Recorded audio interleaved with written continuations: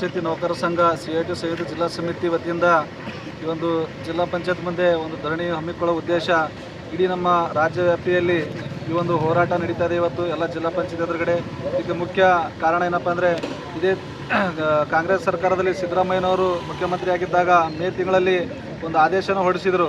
ಏನಪ್ಪ ಪಂಚಾಯತ್ ನೌಕರರಿಗೆ ಒಂದು ಕನಿಷ್ಠ ವೇತನ ಕಾರ್ಮಿಕ ಇಲಾಖೆಯಿಂದ ಒಂದು ಜಾರಿ ಮಾಡೋಕ್ಕೆ ಆದೇಶ ಮಾಡಿದರು. ಅದೇ ರೀತಿಯಾಗಿ ಪ್ರತಿ ಎಲ್ಲ ನಮ್ಮ ಸಿಬ್ಬಂದಿಗಳಿಗೆ ಬಿಲ್ ಕಲೆಕ್ಟರ್ ಆಗಿರ್ಬೋದು, DO ಆಗಿರ್ಬೋದು, ಮತ್ತು ಕಸ ಗುಡಿಸೋರಾಗೋದು, ಪ್ಯೂನ್ ಆಗಿರ್ಬೋದು, ಪಂಪ್ ಆಪರೇಟರ್ ಆಗಿರ್ಬೋದು, ಎಲ್ಲರೂ ಕೂಡ ನಮಗಿದ್ದಂಥ ಮೂಲ ವೇತನದಿಂದ 5,000 ರೂಪಾಯಿ ವೇತನ ನಮಗೆ ಜಾಸ್ತಿ ಆಗಿತ್ತು.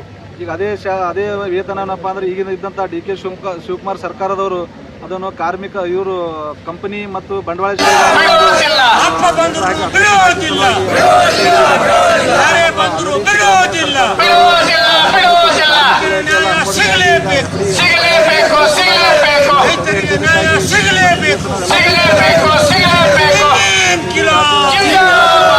ಇದೊಂದು ನಮ್ಮ ಕನಿಷ್ಠ ವೇತನ ತಕ್ಷಣವೇ ಜಾರಿ ಬರಬೇಕೆಂದು ಎಲ್ಲ ಒಂದು CO ನಮ್ಮ ಗುಲಬರ್ಗಿ ಜಿಲ್ಲಾ ಪಂಚಾಯತಿ CO ಸರ್ ಮುಖಾಂತರ ಒಂದು ಸರ್ಕಾರಕ್ಕೆ ಮುಖ್ಯಮಂತ್ರಿಯವರಿಗೆ ಒಂದು ಗಮನ ಸೆಳೆಯುವ ಸಲುವಾಗಿ ಒಂದು ಮನವಿ ಪತ್ರದ ಮೂಲಕ ಈ ಒಂದು ಹೋರಾಟವನ್ನು ಮಾಡ್ತಾ ಇದ್ದೀವಿ.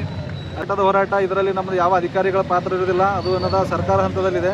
ಇನ್ನು ನಮ್ಮ ಜಿಲ್ಲಾ ಪಂಚಾಯತಿ ಹಂತದಲ್ಲಿರುವಂಥ ಕೆಲವೊಂದು ಬೇಡಿಕೆಗಳು ಕೂಡ ಇದೆ.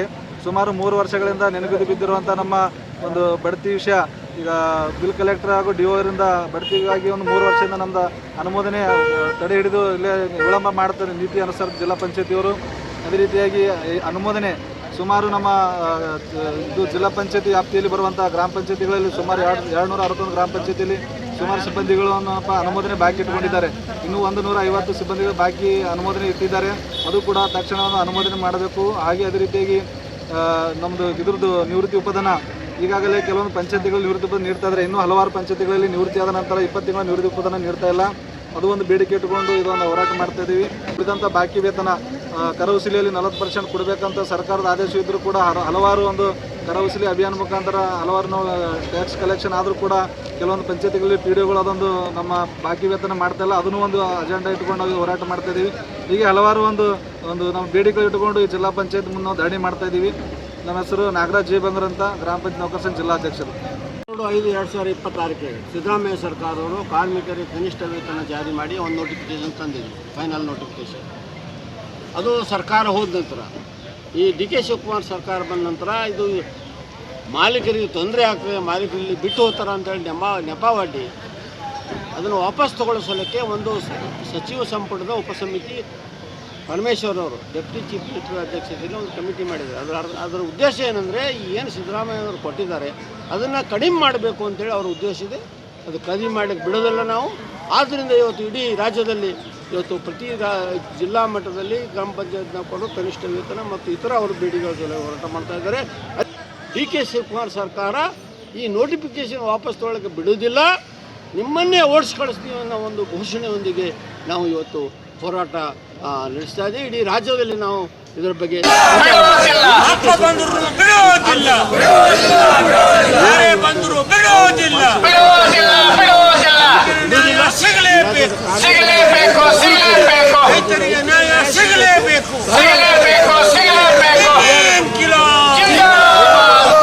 ಸಾಲ ಮನ್ನಾ ಮಾಡಬೇಕು, ಕಾರ್ಮಿಕರಿಗೆ ಕನಿಷ್ಠ ವೇತನ ಕೂಡಲೇ ಅದನ್ನು ಜಾರಿ ಮಾಡಬೇಕು, ವಾಪಸ್ ತಗೋಬಾರ್ದು ಅಂತೇಳಿ ನಾವು ಇವತ್ತು ಅವರಿಗೆ ವಾರ್ನಿಂಗ್ ಕೊಡ್ತಾ ಇದ್ದೀವಿ. ನೇತೃತ್ವದಲ್ಲಿ ಒಂದು ಸಂಪುಟ ಸಮಿತಿ ಉಪ ಸಮಿತಿ ರಚನೆ ಮಾಡ್ಯಾರ. G ಪರಮೇಶ್ವರ್ ಒಬ್ಬ ಅವನೇ ಒಬ್ಬ ಬಂಡವಾಳಶಾಹಿ, ಅವನ ಹತ್ರನೇ ಸಾವಿರಾರು ಜನರು ಕೆಲಸ ಮಾಡ್ತಾರೆ. ಅವ್ರು ಹೆಂಗೆ ನಮಗೆ ಕನಿಷ್ಠ ವೇತನ ಜಾಸ್ತಿ ಮಾಡ್ತಾರೆ, ಅವ್ರು ಕಡಿಮೆ ಮಾಡೋ ಸಲುವಾಗಿ ಅವ್ರಿಗೆ ಇಟ್ಟಾರ. ಅದನ್ನ ರದ್ದು ಮಾಡಬೇಕು, ನಮಗೆ ಕನಿಷ್ಠ ವೇತನ ಜಾರಿ ಮಾಡಬೇಕು. ಇದು